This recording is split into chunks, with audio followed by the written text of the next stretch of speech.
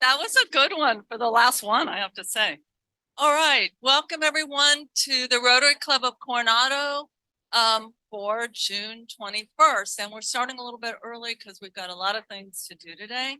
First of all, if everyone would please refrain from using the facility's Wi-Fi as it pulls from our tech equipment.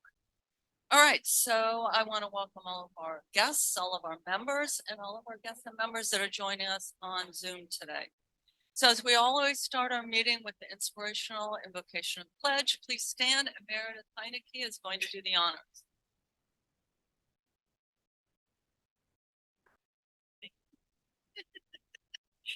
Good afternoon, everyone. I'm glad you're standing, and if we could sit a moment here of stillness and just to have a moment to think of ourselves coming together with our hearts open. This is a favorite prayer. I was regretting the past and fearing the future. Suddenly God was speaking. My name is I Am. I waited and God continued. When you live in the past with its mistakes and regrets, it is hard. I was not there. My name is not I was. When you live in the future with its problems and fears, it is hard. I am not there. My name is not I will be. However, when you live in this moment, it is not hard. I am here. My name is I am. And now let's say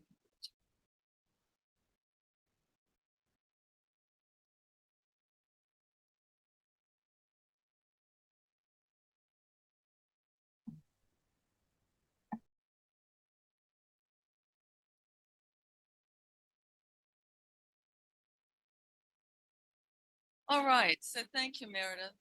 Past President Dan Orr, on up.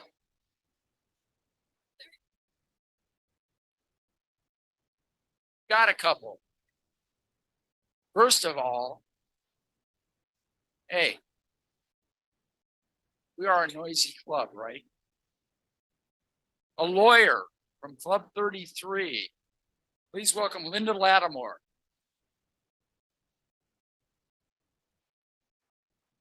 All right, we say hi, Linda. Don't laugh.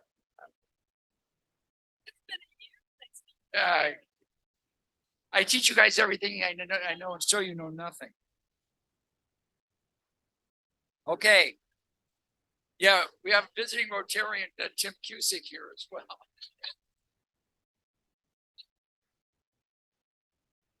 And finally, a casino. We upgraded from preschool from Las Vegas, Nevada. Please welcome Gary Boss. There we go. Now, from my left, your right, guests of visitors. Now you can clap. Guests of Rotary. Now, after they get introduced, they can clap.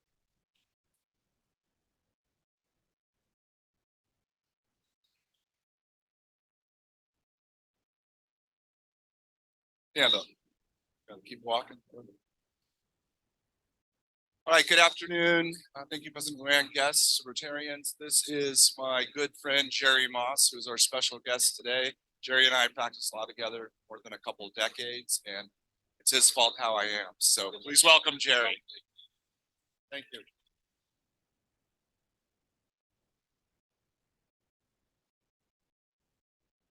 Hi, President Luen, fellow Rotarians and guests. It's my pleasure to introduce my son, Mason. It's been many years since he's been here, so please give him a warm welcome.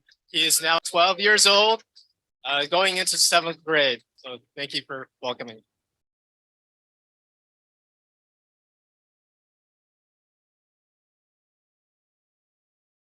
Okay, I think we're done. So today, since it's my last meeting, I do want to give some special recognition.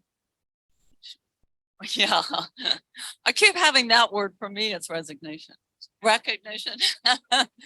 So as you know, we gave out some superstar awards, and I do want to give one out to my cohort here that's been next to me every single Wednesday announcing the visitors and announcing our guests. And also is the scribe that always takes notes for us and does the coordinator. So there you go, wear that proudly. So congratulations. Thank you. Okay, so as we always do, have the Red Badgers stand up. I think I hopefully got everybody today. Jerry Brown is here. There's Jerry. We have Rena Clancy. There's Rena over there. Fred Eckert. I think he's there. There's Fred. And Sean Jacobson. Brenda Jones is here. So there's Brenda. And I think Sarah Stillman. Well, no, she will be one today in a little bit. I'm looking around. I think I got everybody, so we're good there. So let's start with the announcement slide. Low Tide Ride and Stride. As we all know, it's this Saturday. It's a big event. They still need some volunteers. If you want to volunteer and have not yet, see Paul Edline or John Duncan. They still need racers, so have them sign up, whether it's your friends, your neighbors, whatever, go out for that. And then I also wanted to say, if all of you got the June Rotarian magazine, our club actually made the magazine for Low Tide Ride and Stride. Yeah, so that's a first, I think. And thanks to John, because they interviewed you, I think, a couple months ago. So that's great. Next thing on there, we have the district governor's dinner is this coming Monday at Del Mar Hilton. I think they still have a few spots left. And that's a great event. It's really, honoring different things in the district, people in district, clubs in the district. So a bunch of us are going to that. The Coronado Rotary Installation and Recognition Dinner is Thursday, a week from tomorrow, June 29th. It will be here at the sideline. You can still sign up. That is like the best event of our entire year. It's thanking the outgoing board, bringing in the new board, new president, and our new district governor will be here to swear them in. And then, of course, the green jacket, the Rotarian of the Year will be announced. So it's really a great event. You can still sign up, do that. And then the 4th of July, we have Flags on the Avenue that will be on Tuesday, July 4th. Up in 7 a.m. down at 6. And then, it's 5 now. Oh, okay. Oh, just for that day. Okay, so up at 7, down at 5. And then the float, if you can get a mic real quick to John Pedrati. Thank you, President Luann, and congratulations on your year. You've done an awesome job. Thank you. Good friend of mine.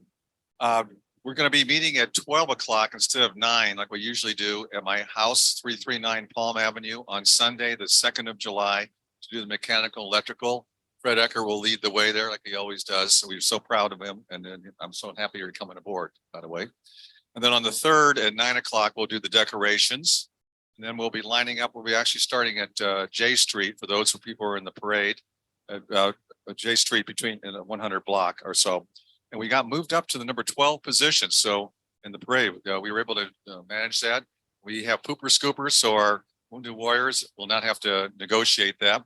We're very excited about that. So if you would like to help us decorate or put the float together, come at those times, we'll have refreshments. And for sure, cheer us on the 4th. Thank you. Okay, so next, the last thing is our July social, and that is going to be Thursday, July 13th. Our first meeting with our new president, Bob Rutherford, will be on July 12th. And the 13th is a social. It will be in Helen Krupka's house at 17 Blue Anchor Cays Road.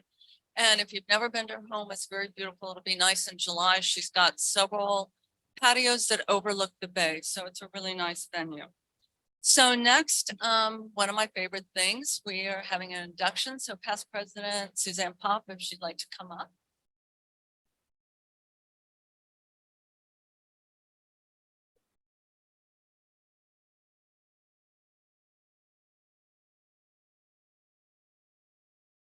Luann, I think you may have forgotten the announcement for next week's program. I have Roasted Luann. Come on up, Sarah and Chris. Some of the presidents always forget that. I don't know why. And by the way, we still don't have a budget for that. Maybe next year. President Luann, members of the board, guests and Rotarians. The induction of a new member is a special opportunity to welcome people into our club. This is Sarah Stillman, and she's sponsored by Chris Kleber, and her classification is Trust and Estate Law. Sarah, we welcome you to this global organization of volunteers dedicated to improving the world. The club thanks you for your willingness to share the values of service, fellowship, and Rotary. A new member for our club needs new ideas, new enthusiasm, and greater fellowship, which leads to your service. Sarah, one of your duties in this club is service. This means participation in any of our 60+ committees. This also means saying yes when you're asked to serve. You might be asked to join a committee, might be asked to chair a committee, and you might be asked to lead this fine organization. It is with great pleasure that on behalf of President Luann, members of the board, and all of our members, that we welcome you to the Rotary Club of Coronado. Your service above self begins now. Everyone, please rise and give her a round of applause.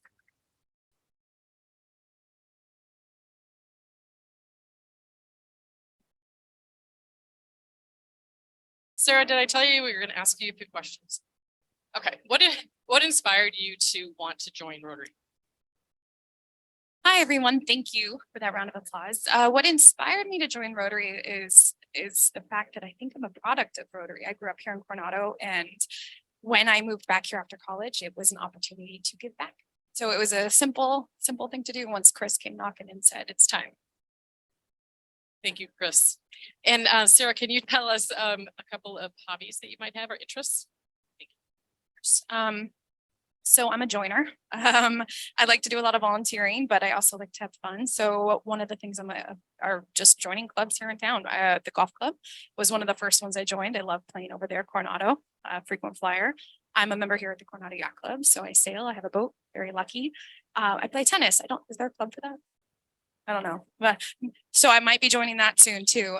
So yeah, I volunteer a lot of my time as well to different organizations, the Coronado Junior Women's Club, the current president of the Floral Association. So flowers, love those too. Thank you. Wow, you're busy. You're perfect. Thank you.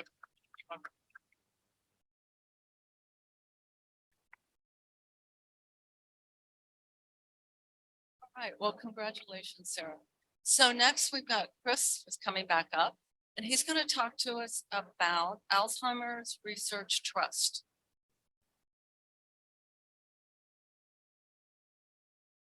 My timer started, so I don't go over my allotted time. Thank you very much, Luann, fellow Rotarians. Start. How many of you have had your lives touched by Alzheimer's? Show of hands, please. That's what I've seen many times. Recently in the Coronado, or in the Union Tribune, there was a 16-page handout about Alzheimer's. And if you do read your Rotarian magazine last month, the cover story is called Building Up Like Pocket Change. And first slide, thank you very much. CART, standing for Coins from Alzheimer's Research Trust. June 21st, very prophetic, longest day of the year. That has kind of been the theme of Alzheimer's, longest day. I'll talk to you a little about this program just as a general introduction, that we can bring this back to the West Coast. It's predominantly an East Coast organization. We had over 450 Rotary clubs. But the reality is that 1/6 of our population is over 65, 17%. And the CART approach is basically to take on this dreaded disease. It is so different from many other diseases we face, and there are many facets of it, all deadly, consuming to families and people. Thanks. Next slide, please. So just the facts and figures about Alzheimer's. 6 million Americans currently live with Alzheimer's. 1/3 of all the seniors pass away from Alzheimer's and dementia. And this is breast cancer, prostate cancer combined. In California, 740,000 Californians have Alzheimer's. And by 2050, 12 million Americans were impacted by Alzheimer's with an economic impact of $1 trillion. Next slide, please. So CARD, started by Rotarian Roger Ackerman in South Carolina in 1995. His mother-in-law had Alzheimer's. He saw firsthand what it does to families, what it did to his loved ones. And CARD is an angel charity, basically saying that 100% of all the donations to CARD are given to Alzheimer's Research Trust. There is a separate 501c3 that handles some of the administrative costs. But again, this is mostly by volunteers, Rotarians, there's a part-time executive director. But they're very, very judicious, very prudent with the dollars that are donated because they want to make that big impact. Next slide. If you look at San Diego, we have a lot of research here. CSD, Rotary Institute, Salk Institute. There have been 3 of these grants that have been given to local research. I had a chance to meet with Dr. Chun of the Sanford Burnham Institute. Wonderful, very, very committed. And when you take these multifactorial causes and people that come at it from all different directions, we've got to find a cure for this way to slow it down. Next slide, please. So in this year, they have awarded almost $1 million for 3 grants. I was on a recent call with the executive director, and there was an anonymous Democrat of Pennsylvania who donated another $1 million anonymously to help fund these Alzheimer's research. Next slide, please. The grant highlights. Again, the first grant was given out in 1999, started in 1995, and through successive contributions for $11 million have been given out. Again, think of a Kickstarter campaign. A lot of these researchers don't necessarily have the funds in their day-to-day budget to go out and pick a particular cause to get behind the Alzheimer's. Once they get on the dance floor with these additional funding, then that's what they can apply to the National Institute of Health. And again, that's where most of the funding comes from. You kind of got to get on the dance floor, which is CARD. Next one. Again, in summary, 64 research grants, over $11 million. 100% of these donations go directly to the grants. Next. Rotary Magazine. A lot of good stuff in it. This is what really spoke to me. I'll tell you a little bit more about why it did. But it was a story of CARD and how one Rotarian started to make a difference. We've seen this happen in many of them. So next slide, please. If you want more information initially, there are ways to find it. cardfund.org. It's a very good summary, and hopefully I could permission of the board and everybody else will bring you more information about this. Next slide, please. So this is where it gets very personal. I told you that article spoke to me very deep. If you look on the left, this is my mother and father, Evelyn and Frank, longtime Rotarians, very active. Traveled a lot with Marcy Saunders and Michael Credit. They were chaperones for the international student bus trip around the U.S. many times. My dad was president and many other things for Rotary Office right there. But if you look on the right, it's a very different picture. Appears happy. Notice. Should look right through. Essentially, it took a deep toll on my father, deep depression. So therapy. Told me one time he wanted to commit suicide. I immediately took the CSD. Next slide, please. It wasn't a surprise to my mother. Her mother died of Alzheimer's. Her sister died of Alzheimer's. She was a intrepid volunteer. One time she was the executive director of the largest hospice program in Illinois.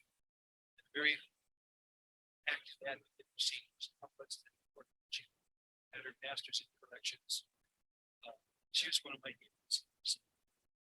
So my dad took her diligently to get PET scans, CT scans, spinal taps, blood draws. I followed in their footsteps, became a test subject also for Parkinson's research. But when my father couldn't do it, I had to step up, and I did. And my brothers, it took an incredible toll. can see that my father was a warrior, served his country for a long time, but he told me that the toughest battle he ever fought was and what goes on inside your head. You look at a PET or CT scan, of a healthy person, you see an Alzheimer's. CT scan, 1/3 of the brain radiation is leaking.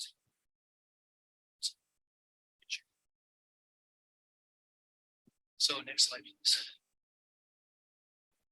As I said, her mother had Alzheimer's. Her sister had Alzheimer's. She donated her brain to Alzheimer's research. We got to find a cure for this. Next slide, please. I have 3 brothers. The oldest of 4 boys. Mom looks you in the eye and doesn't know you as her son, rips your heart out. It's like you're invisible and she can't see or know you. I know she's in there. She's So my fondest wish is for my daughter and my granddaughter not to have to go through, and that's fine. It's hard. And bring you more information on this. Next slide. So CART coins for Alzheimer's Research Trust. Next slide, please. Journey start with a dream. Going to the moon, taking on polio. When you get committed people, call it a monomaniac with a mission, things happen. So you have a dream, a team, and it takes dream. Next slide. So this is a short video. I'm going to go ahead and play that. Yeah, you can scroll down at the bottom. Right down there. Here it is. As a dentist, you have to sometimes take what you know and find new ways to do it. So if you permit me, go ahead and play that.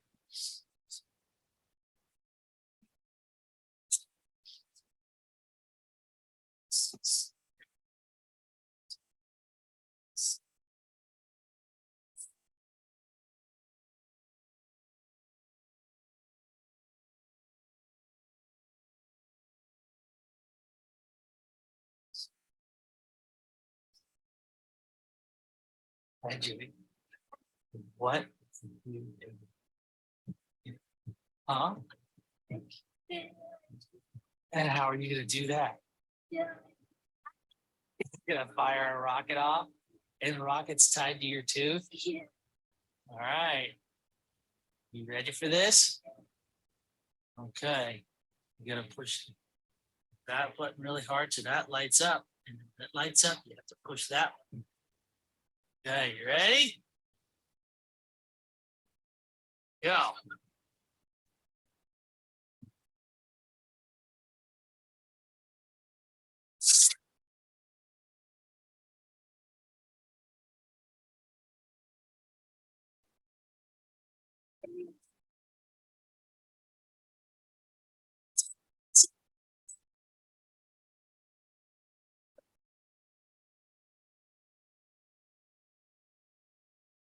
Thank you. Next slide, Ray. Well, thank you very much. No Bucks, no Buck Rogers. I'll leave you with that. I had to lighten it up after all that heavy stuff. Thank you very much. Thank you, Chris. So next we have Janice Lowenberg that's coming up to give us a report from the Committee to Protect the Environment. Thank you, President. And fellow Rotarian. Well, I'm here to tell you about one of the other committees that we have here at Rotary, and that's our committee to protect the environment. And the committee wanted to explore maybe some small little everyday things that everybody can do to help the environment, and not just be known for just picking up big trashes or beach cleanups. So, what's small little thing you can do that not only helps the environment, but one that can also make you money? Yeah, I got everybody's attention now. Did you know that we, as consumers, pay a California redemption value? And you have that slide there. That was called CRV. Every time we purchase beverages from a retailer. Yeah, every time we buy a beverage that's in an aluminum can, glass bottle, or heaven forbid, a plastic bottle, we get charged 5 cents. So look at your bottles. You'll see it. I mean, I was amazed. I didn't realize this, in California 9 years, but yes, 5 cents every time. By the way, I know Amy's here and she may chastise me for this plastic bottle, but I'm here to tell you that I refill. This is a refill. And when I work out, I like to do small bottles. I don't like carrying around big. So when I get a small bottle, but even it's teeny tiny little small bottle, you'll see the seal on here and that is 5 cents. So you pay this. And then most people throw it away. That's like throwing away money, isn't it? So you lose your 5 cents. I know that's not much money, but would you be surprised? You would be surprised at how quickly it can add up. However, if you rinse out the bottle or soda can and return it to a recycling center, you can get your money back. So that's most beverages packaged in aluminum, glass, or plastic. Californians bought, next slide, 23 billion carbonated and non-carbonated drinks last year in the aluminum, plastic, or glass. More than 23 billion, 18 billion of those containers were recycled, saving natural resources, conserving energy, extending the life of our landfills, and helping to reduce emissions or harmful greenhouse gases. Thanks to this initiative, cash incentive, more than 300 billion aluminum glass cans, plastic bottles, and plastic that have been recycled since the program began in 1987. But what if you don't feel like going to a recycling center? The next slide has a list of some of the close by recycling centers. What else can you do with your containers?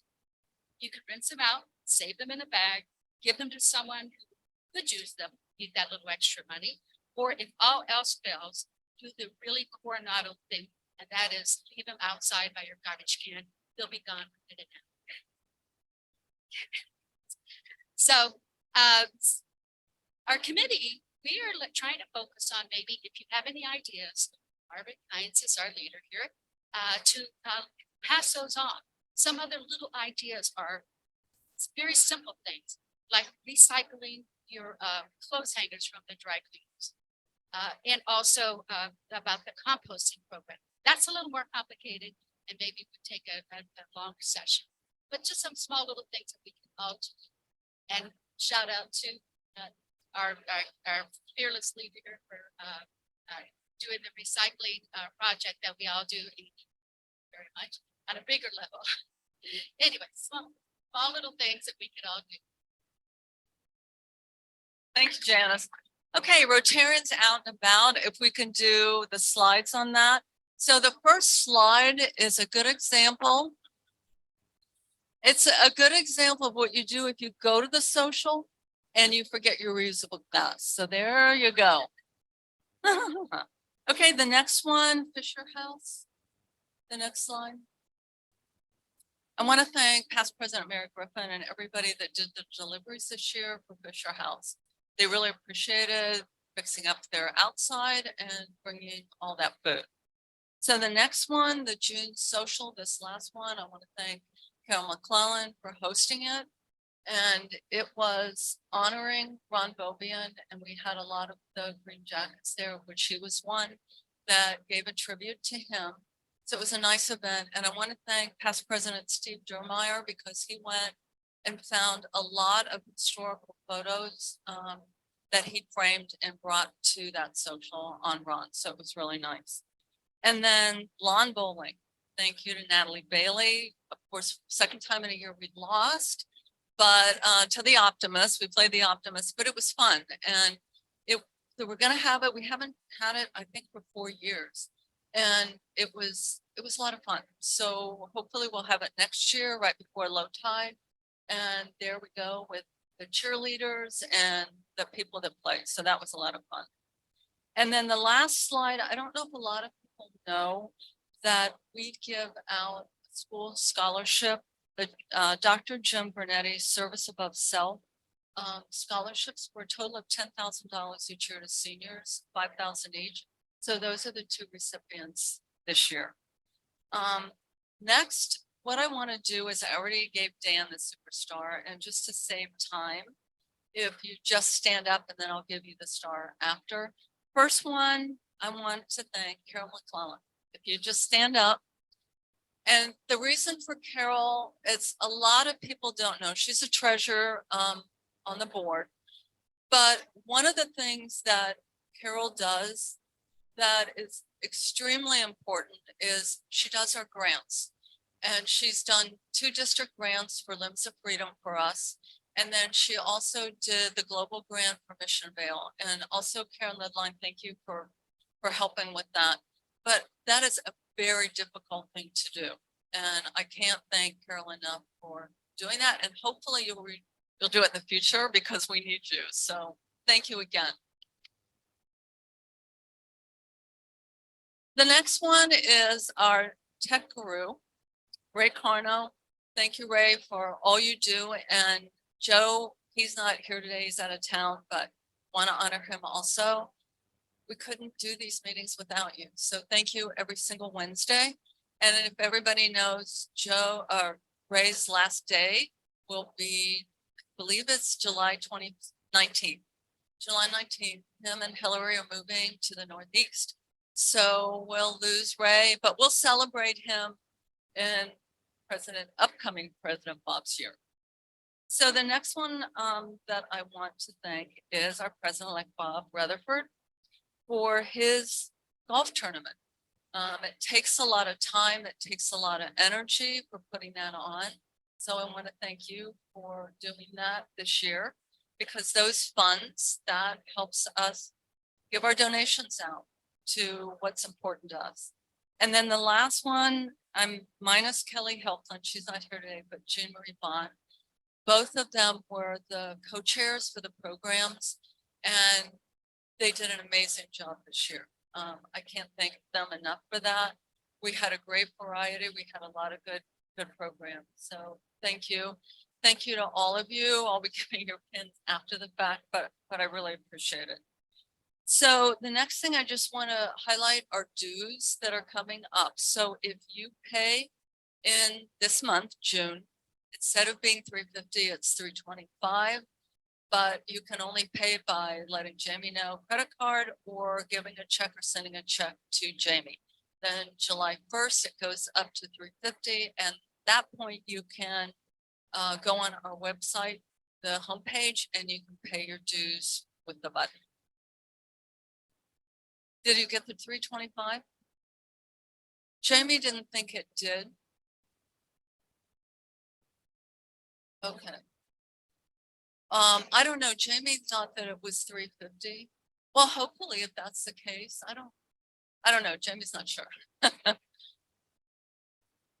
Anyway, so, but the 140, if you have the membership and the second person in a household, that stays at 140 because that's RI dues and district dues. So that's staying. Then I also wanted to mention, since we have a little time, that you will stay in today's Eagle. If you remember last week for Eddie Foster, the Navy gentleman that lost his life by trying to save his car, we started a fund to donate for that for his family. And we partnered with STEP for this. And so what we did is we asked the Eagle, there were a lot of people in the community asking if they could also donate. So thanks to Kit, she wrote an article, and it'll be in the Eagle today so that the community can donate to this. And there's also a QR code that goes with that. And what we're going to do is we're going to kind of wait a little bit to collect the money and work with STEP on finding out, not just giving them a check, but finding out what their needs are, and then doing that for the family. So the last thing, we do have a couple minutes. We had our last board meeting last night, so I wanted to thank the board. I don't know who else is here. If you just stand up, if you were on this year's board. We did, I think, a great job. Thank you all. You know, even though you think you can be recognized, you're too short, so nobody saw there. Got you again, my last time to be able to do that.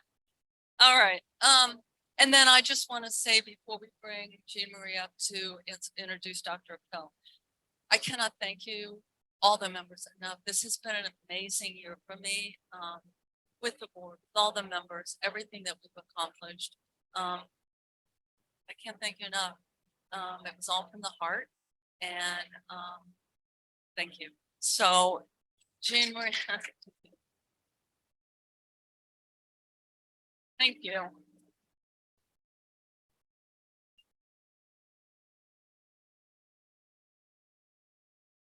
Okay, thank you. Jean Marie Bond will introduce our speaker.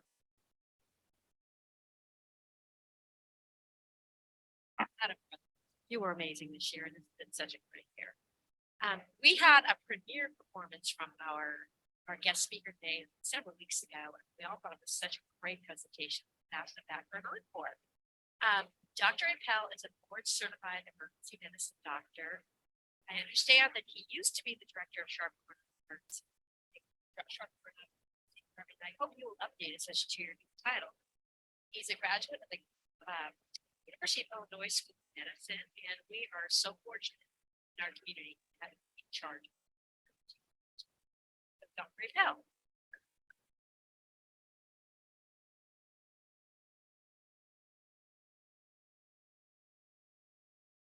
Thank you for having me back.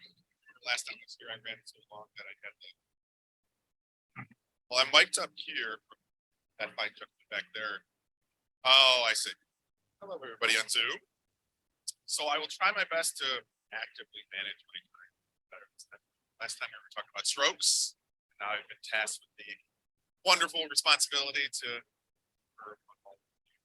and heart attack education, like there's tidbits, interesting anecdotal stories, very private patient information that we're violating the laws on, but keep it amongst the group here if at all possible. So what I'm going to try to do here, if you don't mind, is it okay if I take this out of here, just simply walk around and engage like I'm on a talk show here? I did in fact used to be the medical director of the emergency room at Coronado up until May 1st. May 1st, I was tasked by Claude and the rest of the executive team to become the chief medical officer of Coronado Hospital, as well as Grossmont Hospital, Mesa. So I'm the only dual CMO across the whole system. Thank you very much. It's been an interesting transition from strict clinical work to some administrative and executive work. Great transition. So let's get down to the task at hand so we have some opportunity for some questions at the end of this. If at any point you have a burning question during all of this, feel free to just simply interrupt me. I have no qualms about that whatsoever. I'm used to patients interrupting me throughout my entire spiel anyways, so it won't be anything new for me. So go ahead and go to the next slide. So the first aspect here before we go into the nitty gritty of the pathology, the physiology, what strokes are, what heart attacks are, what to look out for, is to tell you a little bit more about what Coronado can do, what other sharp sites can do. So this is from Joint Commission as well as the American Heart Association certification programs of what makes a certain center, what type of center in terms of stroke care. And so you'll see down here at Sharp Coronado, we're what's called an acute stroke ready hospital, which you can see at the bottom of the screen. It's all that impressive, but at the same time, Coronado is the smallest hospital in the entire United States to have that certification. And we are the only hospital in San Diego County to have that certification. So I want to extol the virtues of Sharp Coronado to say the least, but amongst the entirety of the Sharp system.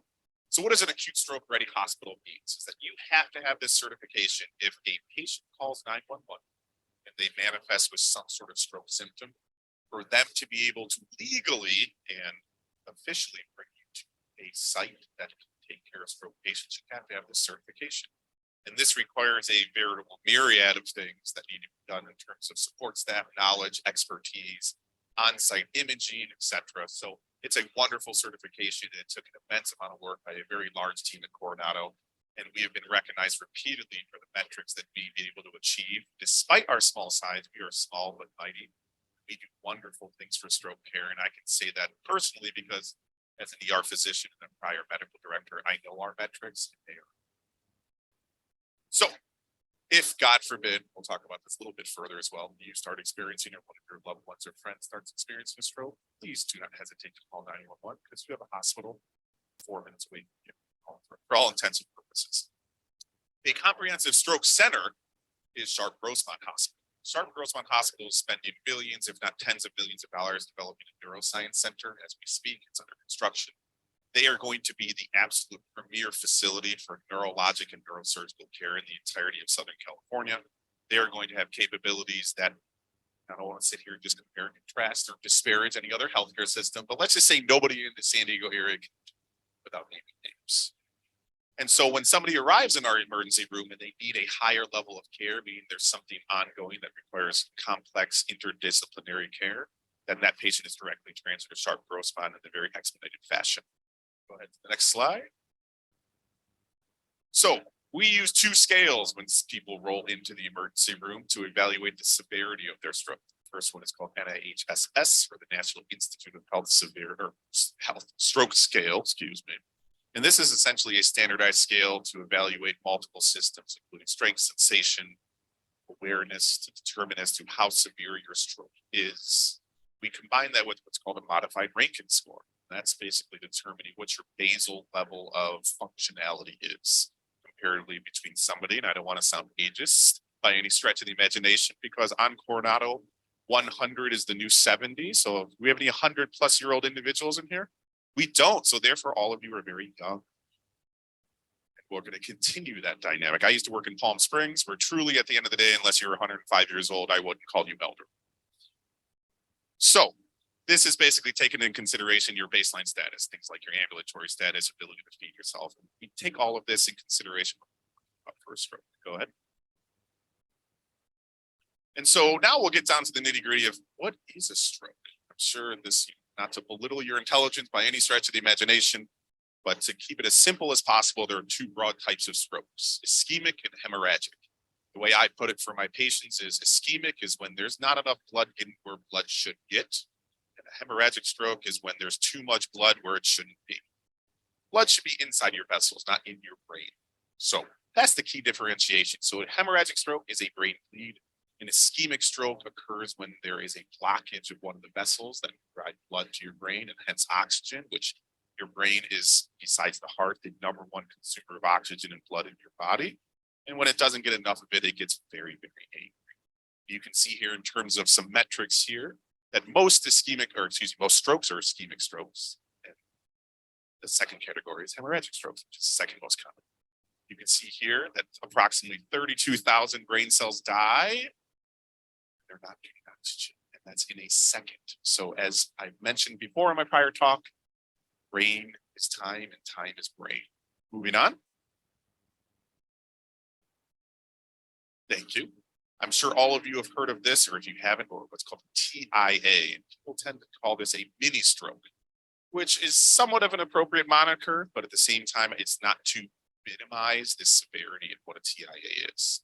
A TIA is basically a brief neurologic episode that resolves spontaneously, meaning you could be sitting at lunch and have difficulty speaking for a minute or 2, and then without anybody doing anything about it, it just goes away. But the biggest thing I want to convey to every one of you is that if that occurs to you, please, for the love of God, do not just sit down and say, hey, that was weird. I had, maybe I had a couple too many margaritas last night, and now this morning I'm not able to talk. Please don't think to yourself just because it goes away that this is not a harbinger of potentially something very severe, because 68% of actual strokes result in permanent morbidity, meaning your entire left or right hand side of your body is gone, you're bedbound, you can't talk for the rest of your life. Start as a TIA.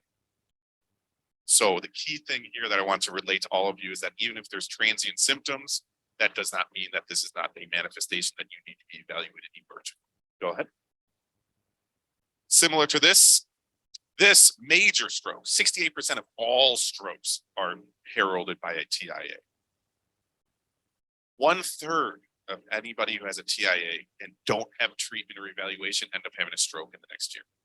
We're talking about a stroke that has permanent deficits that we can't do anything about. 1/3 of US adults have had symptoms of a TIA, and they last about a minute or so with complete resolution, as mentioned. And this is an absolute major warning of a potential impending stroke. In fact, the highest risk period after a TIA for you to go from mini stroke or mild symptoms to a full-fledged stroke is in the next 72 hours. So you have a very discrete window to get evaluated. Go ahead. This is just more of a pictorial representation of the distribution of the blood vessels inside the brain and what occurs. I'm sure all of you, if not many of you, have heard of a condition called atrial fibrillation. When the heart, like nicely squeezes like this, it fibrillates like that. People get put on blood thinners because as a result of that arrhythmia, you can develop a blood clot in one of your heart valves. And if you're not on appropriate blood vessel or blood thinners, that clot can go from one of your heart valves all the way up through your circulation and lodge itself in one of the small arteries in the brain and then cause a stroke. So one of the big things to prevent that is using blood thinners for that particular condition. Go ahead.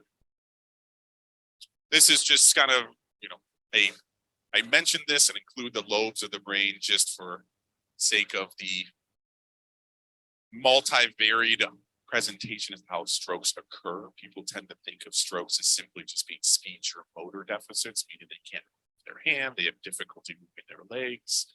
But we see strokes manifest in any and all ways, including these strokes called posterior circulation strokes. Basically, that's the back part of the brain. And these are some of the hardest to A, diagnose, and B, some of the most missed because patients think to themselves, well, I'm just having some dizziness. Can't possibly be a manifestation of a stroke. Or I was walking a little funny today. I didn't feel as balanced as I normally do. And just a natural consequence of us all growing older, our gait and stability of gait decreases. We think to ourselves, this is probably just age related. But this can definitively be a manifestation of this. And so balance as well as eyes and sense of visual deficits. People tend to think to themselves, hey, if I'm not losing my vision, this can't be a stroke. Even double vision, decreased ability to see, peripheral vision, having issues where you actually have difficulty focusing on something can all be manifestations of a stroke. And I'm not just sitting here trying to freak all of you out to say every symptom you're ever going to have is going to be a manifestation of a stroke, but I just want to relate to you the atypical aspects of what can manifest as a stroke. Go ahead.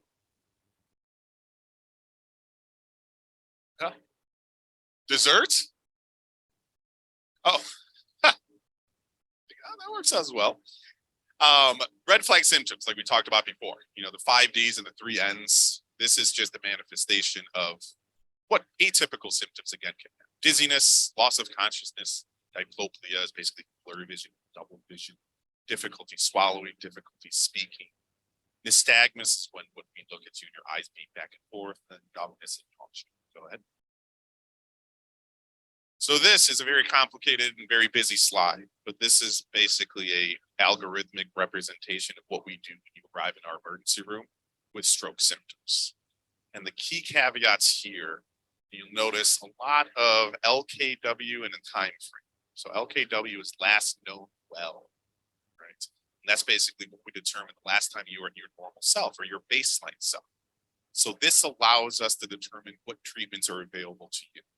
Because the earlier that you arrived after your stroke symptoms start, the higher the likelihood we can actually do something for you. Go ahead to the next slide.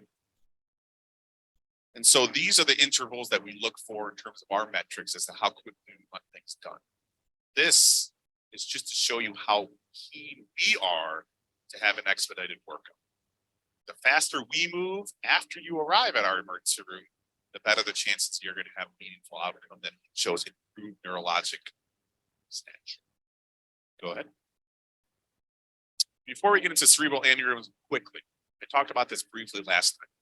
There's 2 potential options for treatment of acute strokes, right? These are strokes that result from that ischemic category, meaning not enough blood getting where it should.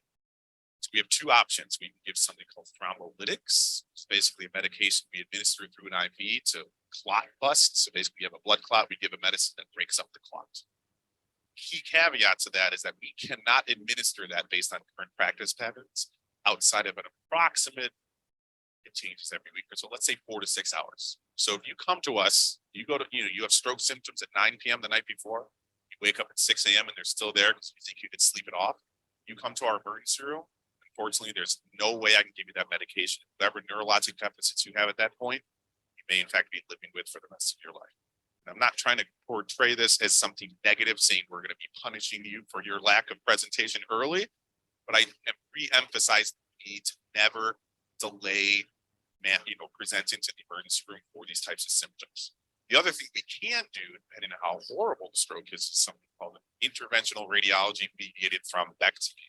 A thrombectomy is basically they go up with a catheter similar to when you have a heart attack or your groin or your wrist.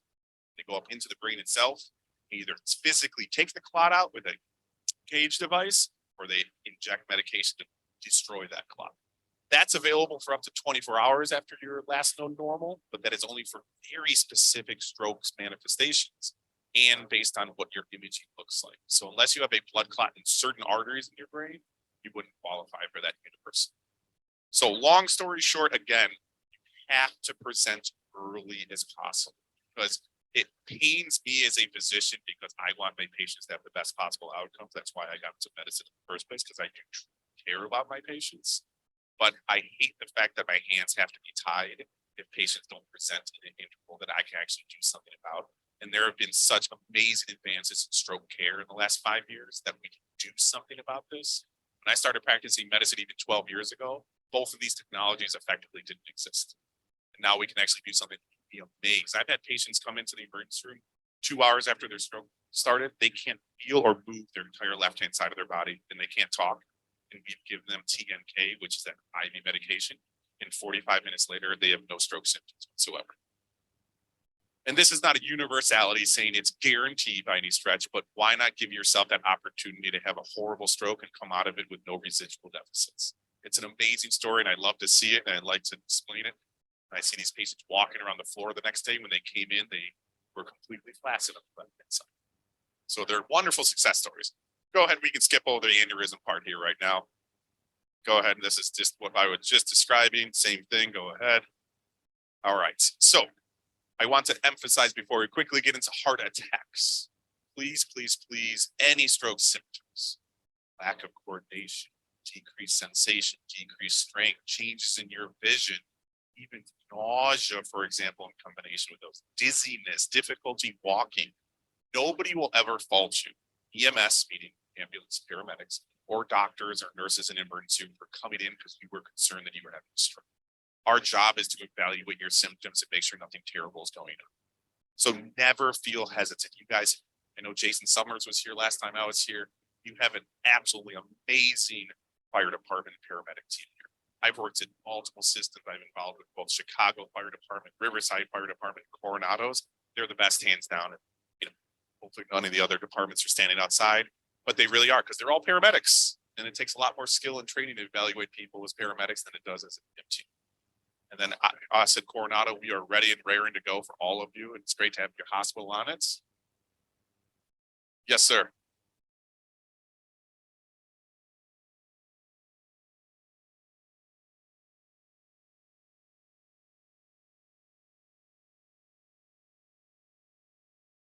So they are not able to, there are some systems across the world that can have pre-hospital administration of those thrombolytics. That has not become a FDA modality for the United States of America as of yet. But again, they'll get you to us extremely fast. They'll be able to do en route. So it's not like they're doing nothing en route. They're going to do their own neurologic exam, and then they relay that to us so that it makes my job easier doing my neuro exam, knowing what they've had on theirs. So it expedites your workup even more. And they simultaneously start the process of ruling out other reasons you may be having these symptoms. Say you're dizzy, maybe your sugar is low, maybe you're having a cardiac manifestation, you get dizzy as a result. So they're getting the whole process started before they even arrive at our door. And when you do call 911, we can activate a stroke code from the field, meaning when they get there and they confirm your suspicions that you're having a stroke, they call us on the radio and said, we're bringing you a stroke code. So that by the time you enter Coronado's ED, everybody is waiting there for you. Some patients are a little freaked out by it because there's about 15 people waiting for you when you get there. And you think to yourself, what in the actual hell is going on with me? But at the same time, you want that because you have a multidisciplinary team of neurologists, ED physicians, nurses, techs, phlebotomists, pharmacists, everybody ready to take care of you as quickly as possible. So let's move on here to the human heart. These are just some factoids for you of the human heart. Just naturally, the heart is 4 chambers, 2 ventricles, and 2 atrium. It's provided just like everything else. The heart needs oxygen and blood. It seems kind of interesting. The thing that pumps the blood around the system, it actually needs blood itself, but it most assuredly does. And those are provided by a multitude of coronary arteries and various different anatomical distributions, which we'll get into the reason why that's important here shortly. Go ahead. Coronary artery disease, just as a general background, it's been a plaque builds up, oftentimes as a result of high cholesterol, high fats, poor diet, smoking, age related as well. CAD is basically when the plaque develops like this, the yellow, inside the lumen or inside the inside, that seems quite redundant, inside the vessel, and then it can cause an occlusion or blockage of that vessel. It's kind of like having a hose that develops calcium deposits in it, similar to what occurs in your heart. Now, people hear ischemia. We heard ischemic stroke, so similar to this. So ischemia is basically not enough blood getting where it should, hence not enough oxygen getting where it should. Angina or angina pectoris is basically chest pain, or the Latin medical term for chest pain. And basically it gets to the point where if your arteries are narrowed, you can experience chest discomfort. If your artery is completely blocked, that is at a point which you can likely start experiencing a heart attack. Get into the differentiation here shortly. Go ahead. What's a heart attack? And so when one of the coronary arteries is completely blocked or blocked to the point at which blood flow is effectively not going through it, those heart cells called myocytes that make up the muscle of the heart, everything else in the body, the heart is in fact a muscle, that those myocytes die. They die very quickly. Basically, it gets to a point at which if enough of them die, it can affect the way the heart actually pumps and functions. It can result in fatal arrhythmias or abnormal heartbeats. So just like a stroke, where time is brain, the heart, time is heart, heart is time. Go ahead. Heart attack facts is the number one killer of adults. There's about 4,000 heart attacks every day, 600,000 heart attacks every year. Hundreds of thousands survive heart attacks. So again, we try to keep everybody alive naturally. But the earlier you get into evaluate your potential chest pain, the higher the likelihood you're not going to deal with heart failure for the rest of your life because your heart was so damaged during your heart attack episode that you end up not having the same cardiac function as before. So presentations, people tend to see this on medical shows or friends or family. Sudden pain, people, you see the fats kind of big in the belly, they just are clenched over. That's the proverbial poster child of a heart attack. In the probably 3,000 heart attacks I've seen over the last 12 years, I would have to say that picture is a manifestation of about 1% of them. Heart attacks can present, people tend to think it has to be pain. So it can be uncomfortable, but most of the heart attacks, as I know John can probably attest to as well, it's discomfort. It's just a weird sensation. It's a pressure, it's a tingling, it's a tightness is the way most patients describe it. So I confer to everybody who's high risk, knowing they have heart disease, that you're not going to experience pain like you'd experience if you broke a bone or fell and hit your head, for example. So never to think that is the only manifestation of it. And in fact, women over the age of 65, women with diabetes, women with underlying neurologic disease, and I'm not just picking on the ladies in the room, but at the same time, women present very unusually for heart attacks, especially with those comorbid conditions. I've seen women come in with simple nausea, no pain at all, dizziness, lightheadedness, dietary changes in the sense of, they don't really have much of an appetite, shoulder pain, back pain, neck pain, arm pain, hand pain, without any chest pain, they're having a heart attack. And so again, this is not to list every and all possible symptom that can present with a heart attack or be as a result of a heart attack, but strictly relying on chest pain to be a harbinger of this is a fallacy. Go ahead. Go ahead. Go ahead. All right, so we know what could potentially look out for heart attacks. We know, similar to strokes, that we're going to be calling 911 and not to sit and wait and see how these things go. So I have plenty of folks thinking to themselves, this is just simply indigestion. This can't possibly be related to my heart. Someone told me my heart is healthy. I had an echo or an ultrasound 6 months ago and they said everything was fine. And then again, I'm not trying to sit here and scare you, but I just see this every single day. So the closer and the faster you get to the hospital, if you're having an active heart attack or some subset of it, the lower the likelihood that you're gonna have permanent effects from it. Every single minute that you're sitting on an active heart attack increases the rate at which you present to my emergency room unconscious instead of conscious, in some sort of horrible arrhythmia that I have to take pedals out and shock you out of, never waking up from this unconscious state ever again, as opposed to walking in and saying, Dr. Rappel, my chest is hurting me, or I'm feeling nauseous, or something just doesn't feel right. The thing I always confer when I do these talks is nobody will ever fault you for coming to the emergency room. I can assure you, people come for far less. Hangnails. Doc, I couldn't get my prescription filled. Can you write me another one? So I assure you, nobody's ever going to judge you and confer any sort of concern upon you outside of ruling out something. All right. So when you come in to the emergency room, including Coronado, the one caveat about a Coronado is that we don't have a cath lab there. Small hospital. I keep saying small but amazing. Is that if you have a heart attack and you call 911 from here on the island, and they confirm that you're having a heart attack, meaning when the paramedics arrive, they hook you up to an EKG machine, stickers on your chest that prints out a white or pink piece of paper. They can use that and they run it by their own paramedics and what's called a base station for a doctor to look at it. And if there's changes on that EKG that are consistent with a heart attack, they're going to bring you to the closest hospital with a cath lab. In multiple hospitals, Sharp Memorial has a cath lab, Grossmont has a cath lab, Chula Vista has a cath lab, Scripps, I'm not trying to discount anybody. Closest hospital with a cath lab. If you call 911, they do an EKG that doesn't show a heart attack, they're bringing you directly to Coronado. And there have been times when they bring you to Coronado that I interpret the EKG slightly differently than the paramedics do, and I'm concerned enough, and then I transfer you to the cath lab. But again, the point of all of this is that the best outcomes for somebody with an active heart attack are when we get you from initial presentation into a cath lab in less than 60 minutes.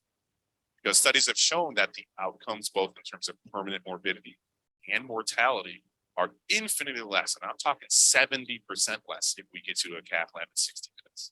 Every minute after 60 minutes has been shown to increase the risk of death by 1% a minute.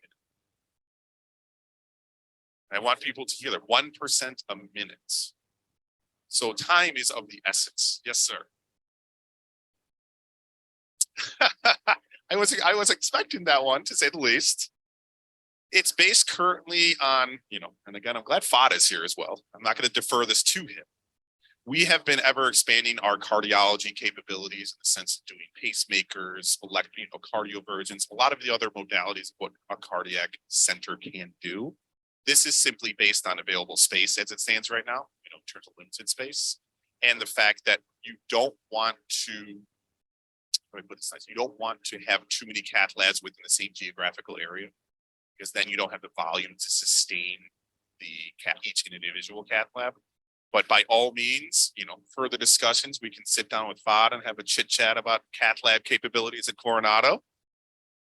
Because at the same, you do it based on population around the area. But yes, of course.